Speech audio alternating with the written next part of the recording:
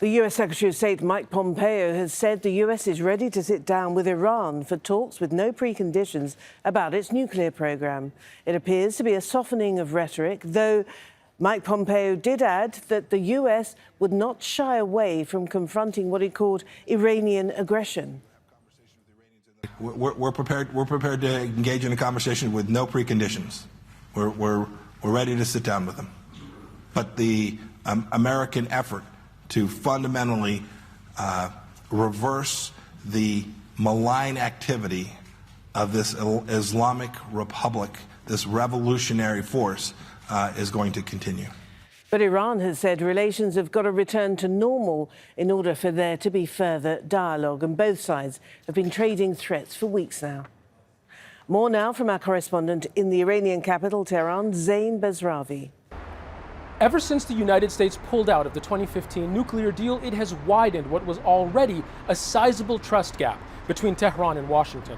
So the latest comments from U.S. Secretary of State Mike Pompeo of talking to Iran with no preconditions, though a positive sign of a softer tone from Washington, was received here in Tehran by Iranian leaders with a great deal of suspicion. In a statement from Iran's foreign ministry, the spokesman Abbas Mousavi said, "For the Islamic Republic of Iran, wordplay and expressing a hidden agenda with new words is not the foundation for practical actions.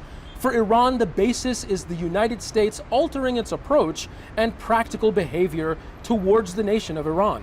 But Mr. Pompeo's emphasis on the continuation of maximum pressure on Iran shows it is the same long-running old approach that needs to be revised. So the message there is that for America, talk is cheap, but for Iran, economic sanctions have been costly, and continued economic pressure from those sanctions on the Iranian people is unlikely to set the stage or the mood for any kind of conversation. It's not very likely, because talking is the continuation of the process of pressure.